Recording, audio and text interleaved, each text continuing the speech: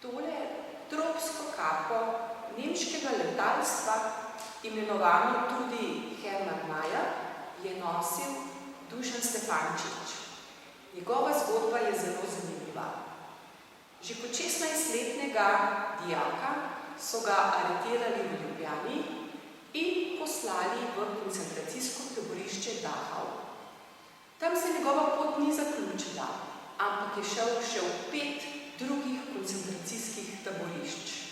Tako je bil v Franciji, v taborišču Saint-Marie-aux-Mines, pa potem kot mladoletnik prestavljen v Natzweiler in od tam poslan v koncentracijsko taborišče Mauthausen. Po 14-dnevni karanteni je bil prestavljen v koncentracijsko taborišče Gusen 1.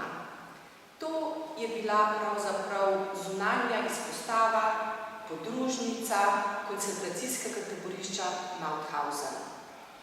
Kasneje je bil prestavljen še v Gusen 2, ravno tako podružnico koncentracijskega taborišča Mauthausen. Delal je v podzemnih rovih in kakor je ta kapa povezana nekako z letalstvom, je bilo tudi njegovo delo povezano z letalstvom. Namreč v podzemnih rovih, imenovanih Bergkristall, so ujetniki in taboriščniki delali različne dele za nemška letala Messerschmitt. Ob koncu vojne, 5. maja 1945, ko je bilo taborišče osvobojeno, se je Dušan čez približno 14 dni odpravil domov. Ker je imel nekaj zdravstvenih težav, se je znašel v bolnišnici in ko se je vrnil nazaj v svoje barake, ni imel ničesar več, niti navadnih oblačil, ki jih je pustil v bolnišnici. Zato si je, tako pravi Dušan, organiziral, kar pomeni pravzaprav pridobil nova oblačila, med drugimi tudi suknjič, hlače in pa škornje in pa tole kapo in tole tropsko kapo.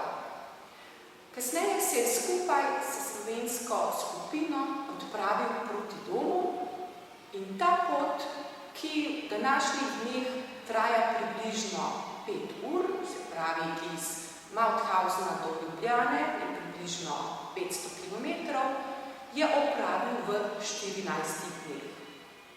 Sredi junija, natančneje 14. junija 1945, se je vrnil domov in čez 14 dni je že moral se kot nekdanji dijak zopet vrniti v šolske klopi.